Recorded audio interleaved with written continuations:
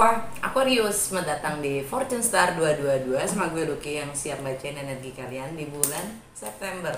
Seperti biasa ini general reading, jadi ambil yang sesuai dan tinggalkan yang tidak sesuai. Jangan paksa itu sesuai. Cross watcher siapapun kalian yang sedang berurusan dengan Aquarius, kalian welcome to join. Karena energi kita suka bertukar, jadi sangat mungkin pesennya juga buat kalian. Kalau nggak sesuai, gue saranin untuk nonton sun sign kalian, moon sign, juga rising atau ascendant dan sign kalian. Oke. Untuk kalian yang belum terbiasa nonton channel gue saranin untuk nonton apa sih 12 rumah astrologi itu. Playlistnya nih ya.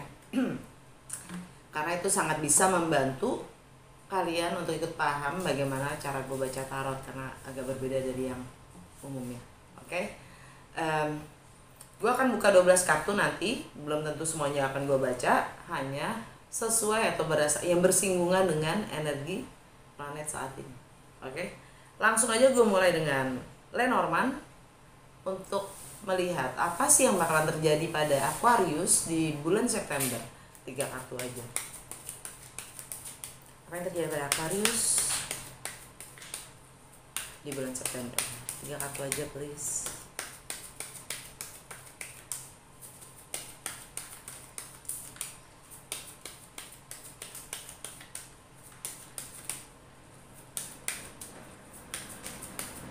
Keluar tuh. Apa yang terjadi pada Aquarius di bulan September? 3 kartu aja.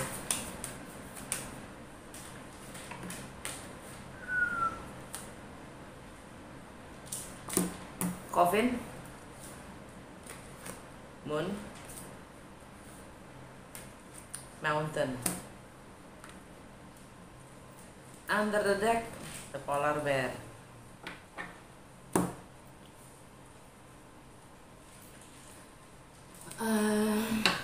Alam bawah sadar kalian tentang ibu. Polar Bear. Polar Bear ini emang lebih tepatnya untuk ibu ya. Seorang yang punya kuasa, baik itu segi finansial, materi ya. Dia punya kuasa dan sangat protektif. Seorang ibu, entah itu ibu kalian, entah itu istri kalian ya, ibunya anak-anak ya, atau ya bisa jadi mertua. Anyway, itu alam bawah sadar kalian. Jantung bacaan kalian, the moon.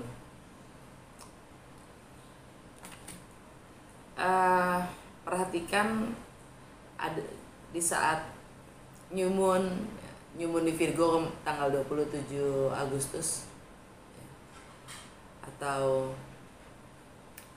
purnama di Pisces bulan September, dan new moon di Libra akhir September. Nanti kita akan sampai ke sana ya. Jadi ini sifatnya emosional. Kalian fokus pada apa yang bagaimana kalian merasa,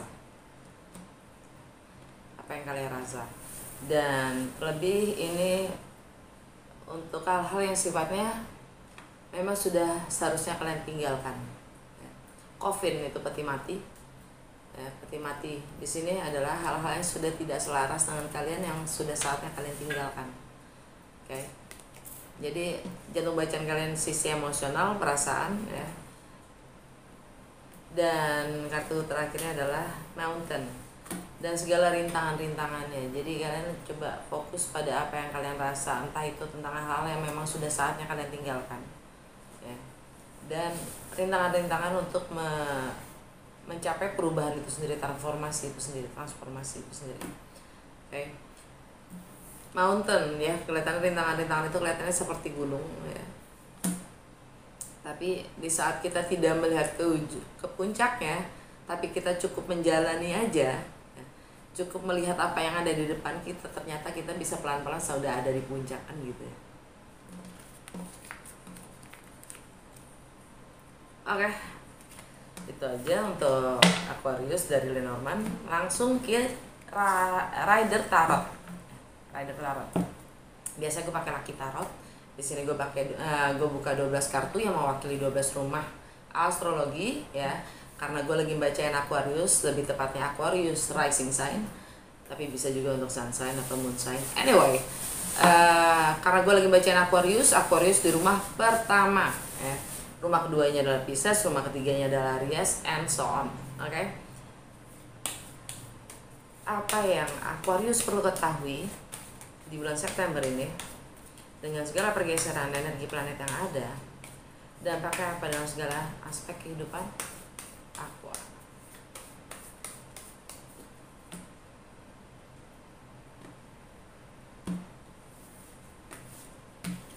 Rumah pertama, The Fool,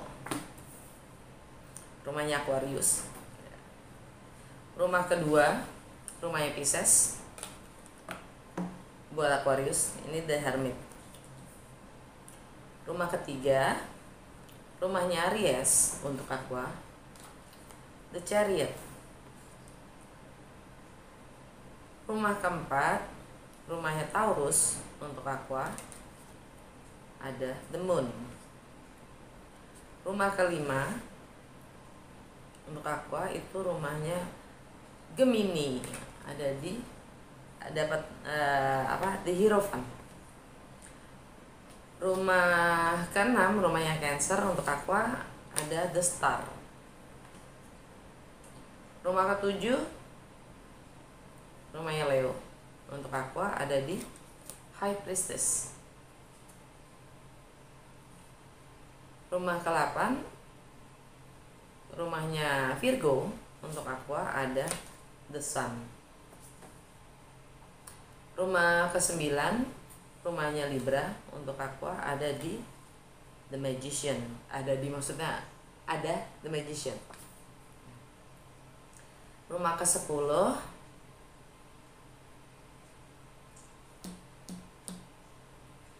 rumahnya Scorpio untuk Aqua, ada di Empress. Rumah ke-11 rumahnya Sagittarius untuk Aqua, ada Judgment.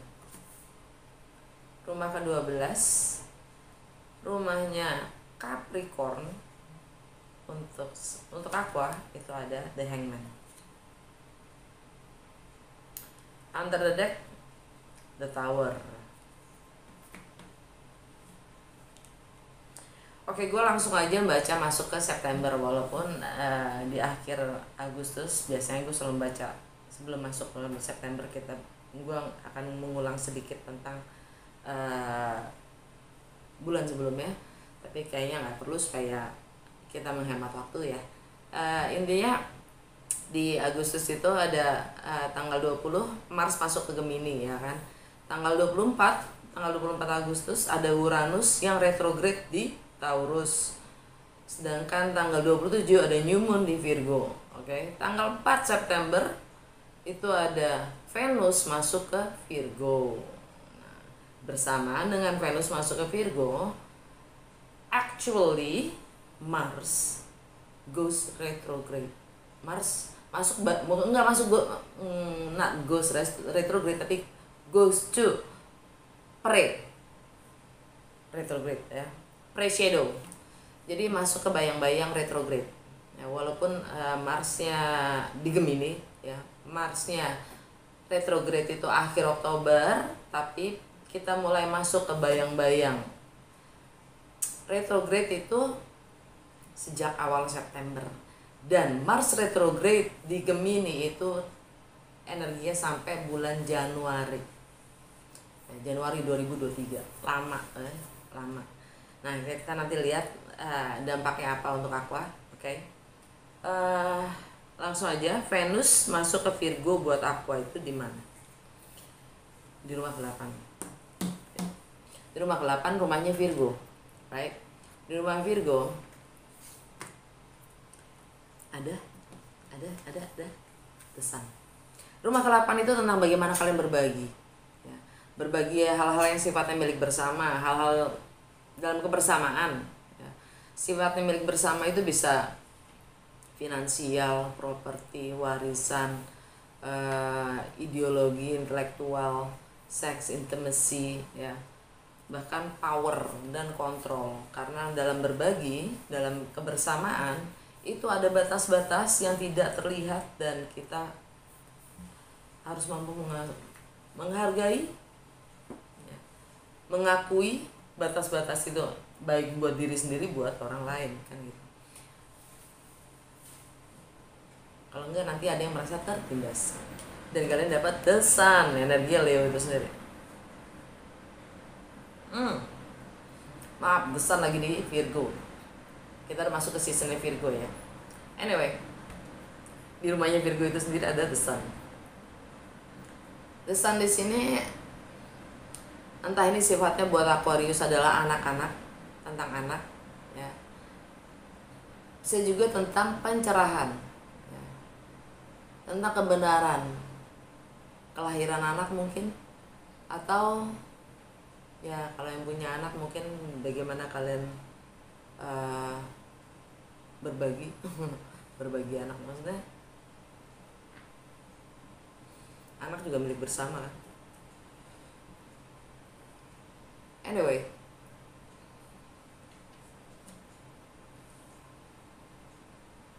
di rumahnya Virgo ada the sun. Jadi kalian akan mendapatkan terang ya, atau pencerahan. Di situ ada kebahagiaan yang jelas ya, tentang bagaimana kalian berbagi. Dan Venus ada di situ. Venus ada di situ. Venus itu tentang relationship dan money, ya. Relationship dan harmoni. Money di sini juga, jadi mungkin kalian secara finansial kalian tercerahkan, kan?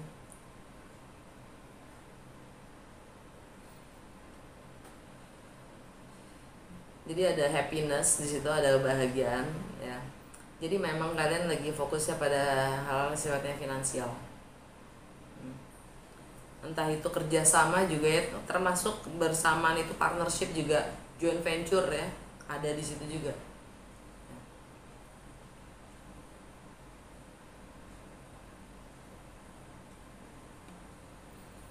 Ya, dan ya Venus di sini kalian fokus pada relationship dan finansial.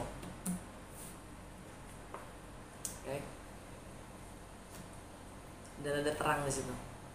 Happiness. Pencerahan.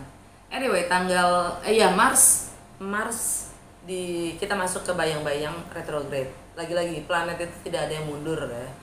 Tapi buminya yang terus bergerak muter. Tapi planetnya hanya diam. Nah, Mars itu tentang action, tindakan. Mars di Gemini buat Aquarius itu ada di rumah kelima. Rumah kelima itu tentang anak-anak itu sendiri, tentang bagaimana kalian mengekspresikan diri, tentang new project, tentang bagaimana kalian having fun, kreativitas kalian, ya. Tentang jiwa kekanak-kanakan kalian. Itu rumah kelima, rumahnya Gemini, dan di situ Aquarius dapat The Hierophant. The Hierophant ini tentang institusi, lembaga, ya, yang menentukan kebijakan-kebijakan, peraturan, tentang nilai, tentang komitmen, tentang tradisi. Ini energi Taurus. Dan Uranus retrograde di Uranus tanggal 24 Agustus kemarin. Dan selama 5 bulan Uranus retrograde. Uranus retrograde, kalau kalian udah nonton yang sebelumnya bulan kemarin ya, itu selama 5 bulan itu kita dapat kesempatan untuk menghadapi semua ketakutan kita, sehingga kita bisa mendobrak apapun itu yang menjadi batasan-batasan kita, ya. Di hal ini adalah komitmen itu sendiri, ya. Komitmen itu sendiri buat Aquarius, dan kreativitas kalian sendiri, ya. Dan bagaimana kalian having fun, bersenang-senang, atau juga dengan anak-anak. Nah, di rumahnya karena ini energi Taurus, kita lihat di rumahnya Taurus itu di rumah keempat buat Aqua. Di rumahnya Taurus, rumah keempat itu tentang home, tentang rumah, tentang keluarga, tentang tradisi, ya, juga tentang sisi emosional kalian. Oke.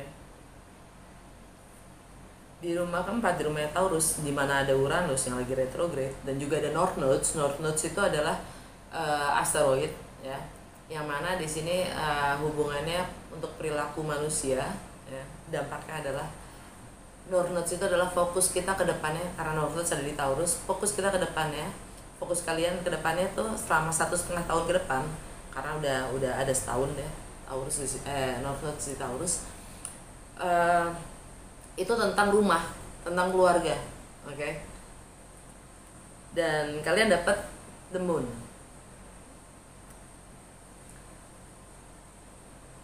Ada yang tidak kalian ungkapkan, dan itu sifatnya sangat emosional. Ini energinya Cancer, dan rumah keempat secara originalnya adalah rumahnya Cancer. Ini tentang, rumah keempat itu juga tentang leluhur, ya, yang masih tersembunyi, tentang sesuatu yang kayak rahasia-rahasia gitu, ya. Di rumahnya Cancer sedangkan, ya, itu di rumah ke-6 buat Aqua. Rumah ke-6 itu tentang kebiasaan sehari-hari, rutinitas, kesehatan, bagaimana kalian melayani orang lain, ya, juga bagaimana kalian berorganisasi atau menggunakan waktu kalian sendiri dalam keseharian, ya. Di rumah ke-6 itu di rumahnya Cancer, dan di rumah ke-6 itu kalian dapat the star. Kalian akan mendapatkan apapun yang kalian inginkan. Your wish will fulfilled. Tapi satu, kalian harus healing. Kalian harus bisa clearing energi, ya, membersihkan energi kalian dari yang bukan energinya kalian. Ini energi kalian sendiri, Aqua, the star. Dan di Aquarius itu ada Saturn. Saturn itu karma duniawi. Nah, karena gue lagi bacain Aquarius ada di rumah pertama. Rumah pertama itu tentang self image, citra diri kalian, bagaimana kalian ingin terlihat.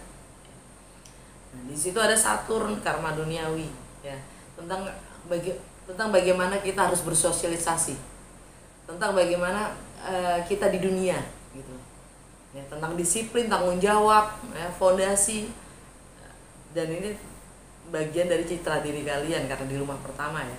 Dan di rumah pertama kalian dapat the Fool.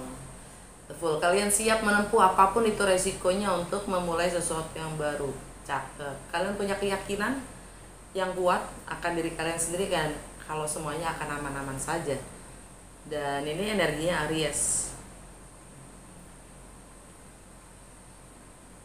Di rumahnya Aries, di rumah ketiga, yaitu tentang persepsi, mindset, komunikasi terhadap lingkungan sekitar, dan juga tentang pengetahuan yang kalian dapatkan dari kecil hingga saat ini, dan juga local travel. Kalian dapat the Chariot.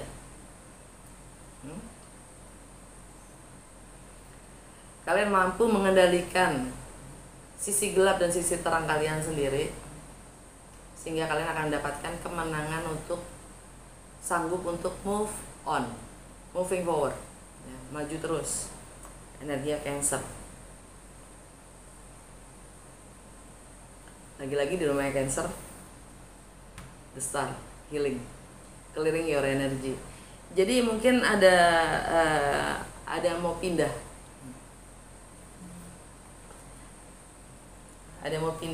relokasi, entah itu pekerjaan, ya, karena ini juga relokasi di keseharian, ya. Dan bagaimana kalian berorganisasi dan menggunakan waktu kalian sendiri. Jadi kalian harus clearing energi untuk bisa move on. Kalian harus, ya, meninggalkan apapun itu.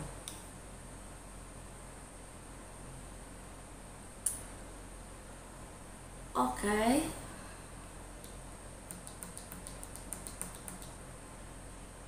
Jadi ini prosesnya, ini gue lagi menjelaskan Mars di Gemini ya. Yang mana Mars di Gemini sampai Januari 2023. Oke. Jadi mungkin ini bisa jadi proses buat kalian sampai Januari tahun depan. Masalah tindakan yang kalian akan ambil untuk move on, meninggalkan atau untuk pindah ya. Untuk memulai yang baru. Right? Untuk mewujudkan apapun mimpi harapan kalian menjadi nyata. Right? Wow. Oke. Tanggal 9 gue berdasarkan contekan ya, gue nggak mungkin hafal semuanya itu. Tanggal 9 Merkuri retrograde di Libra. Nah, memang Merkuri lagi di Libra, dia retrograde juga. Nah, bulan September ini semua retrograde. Retrograde itu energi adalah flashback ya, flashback. Jadi untuk mencoba memahami bagaimana kita melangkah ke depan, kadang kita butuh flashback ya. Connecting the dots gitu. Untuk melihat kembali ke belakang supaya kita lebih bisa yakin dalam melangkah ke depan. Kan gitu ya. Nah, Merkuri retrograde. Merkuri itu lagi-lagi tentang mindset, persepsi dan komunikasi, juga pemahaman kita sendiri, pengetahuan kita sendiri ya. Pengalaman kita ya, itu Merkuri. Juga intelektual kita ya. Nah, Merkuri di Libra retrograde. Buat Aqua itu ada di rumah ke-9. Rumah ke-9 itu tentang bagaimana kalian melampaui batas-batas kalian. Entah itu tentang travel, segala sesuatu yang sifatnya berjarak, entah itu emosional, entah itu geografi, tentang foreign, segala sesuatu yang baru, asing atau tidak biasanya atau umumnya, tentang segala perbedaan budaya, agama, latar belakang, hukum ya. Juga tentang higher learning. Kalian dapat The Magician, cakep. The Magician di sini ini energi Merkuri, energi Merkuri, dan di rumahnya Libra yang lagi retrograde. Nah, jadi untuk bisa melampaui batas-batas itu, yang kalian pahami, yakini kalau kalian tidak bisa melakukan itu. Nah, untuk bisa melampaui batasan-batasan itu, Merkuri retrograde, kalian diminta energinya itu diminta untuk merefleksi, untuk reflektif lagi, refleksi ke belakang ya. Apa yang membuat kalian mempunyai batasan-batasan itu, keyakinan-keyakinan yang membatasi kalian itu. Karena pada dasarnya di sini sebagai The Magician kalian mampu mewujudkan apapun itu menjadi nyata.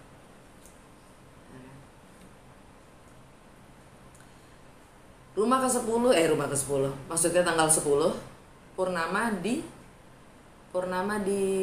Pisces ya, purnama di Pisces. Kali ini gue hafal, gue gak bernyetek. Purnama di Pisces, yang mana buat Aqua, Pisces itu di rumah kedua.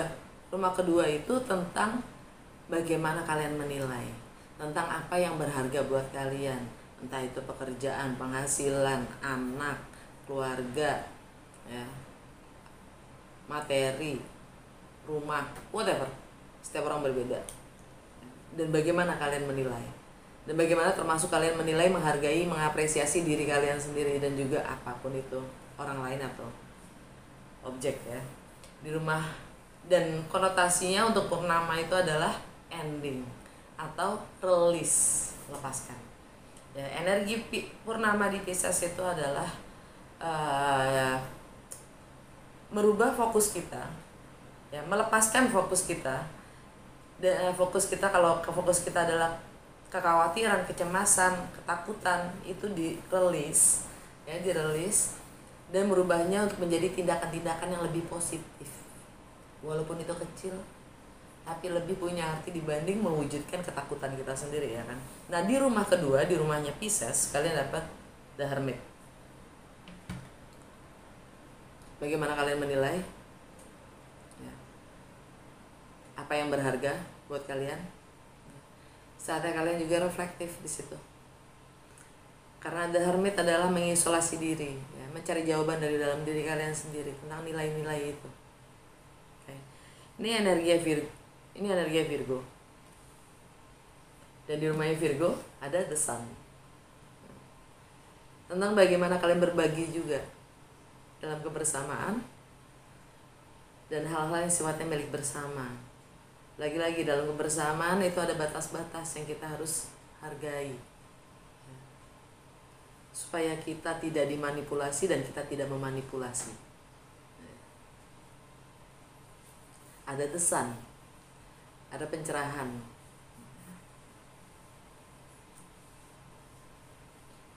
Pas ya, berseberangan ya. Purnama ya kan, bulan purnama di Pisces dan the sun di Virgo. Oke, tanggal 22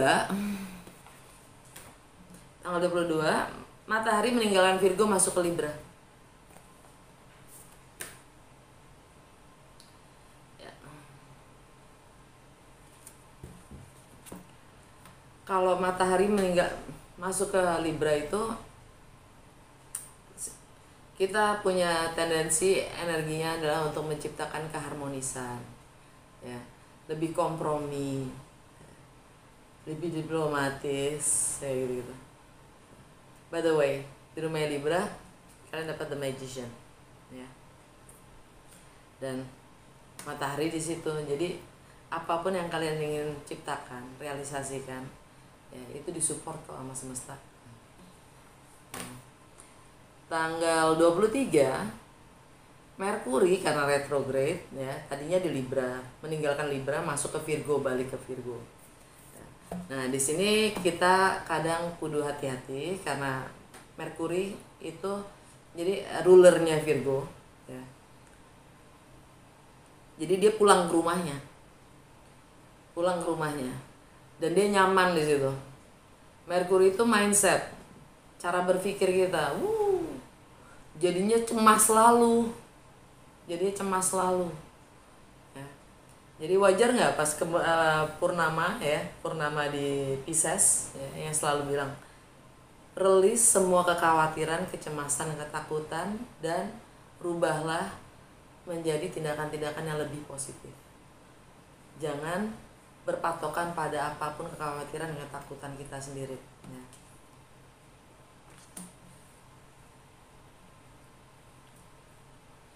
Jadi kita bawaannya cemas di saat Merkuri ada di Virgo, balik lagi di Virgo. Takut salah lah, apalah gitu kan. Self kritik lah, self analisanya, ya kan, tinggi. Terus tanggal 25 New Moon di Libra. Lagi-lagi the magician. Ya. Kalian secara mindset kalian udah siap kok untuk melakukan, mengusahakan apapun yang untuk merealisasikan apapun impian kalian, ya. Jadi di sini lebih karena ini Libra, ya, New Moon di Libra. Libra itu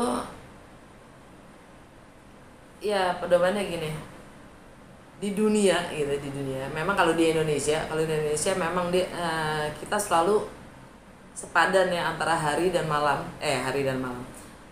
Ya, antara hari dan malam itu sepadan selalu gitu loh. Kurang lebih sunset, ya, matahari terbenam itu selalu jam 6 kurang lebih gitu ya. Kalau di luar enggak. Jadi untuk lebih secara global ya, Libra itu kenapa timbangan?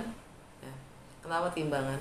Ya karena dia memang di bulan ke-10 itu ya, equinox namanya, dimana musim dingin gitu, hari dan malam itu jumlahnya sama gitu, bulan dan matahari durasinya sama gitu.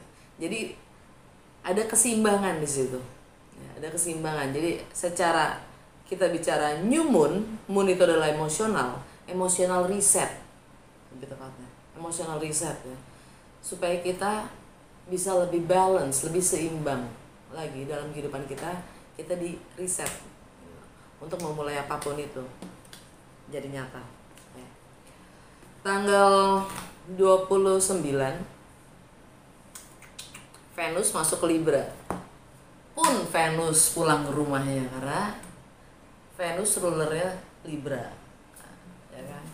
Apapun yang kalian ingin ciptakan, realisasikan, itu juga fondasinya ya berdasarkan keharmonisan cinta itu sendiri ya, keharmonisan dalam relationship, bahkan juga nilai, karena Venus itu tentang value system ya, nilai, juga tentang materi, finansial, relationship, dan harmoni,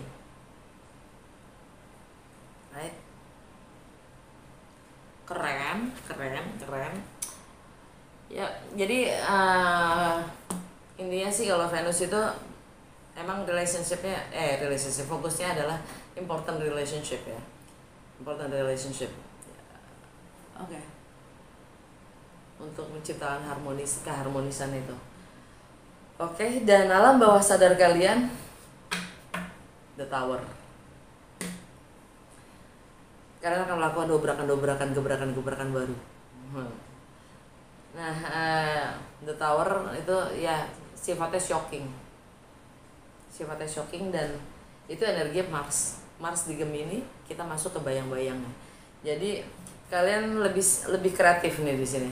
Kalian lebih kreatif intinya dengan Mars di Gemini ini, kalian akan lebih kreatif ya. Lebih menyuarakan, lebih ekspresif ya. Dan akan nilai-nilai yang kalian pegang sendiri dan komitmen kalian sendiri. Oke. Nah, kartu terakhir dari Goddess Guidance, Oracle card. Saran dan petunjuk untuk Aqua di bulan September, satu kartu aja please. Dana, High Priestess.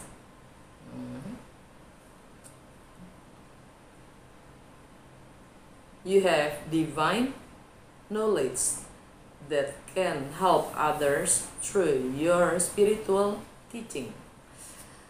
High Priestess dari Pisces. Kalian punya pengetahuan yang divine, yang keilahian, yang bisa membantu orang lain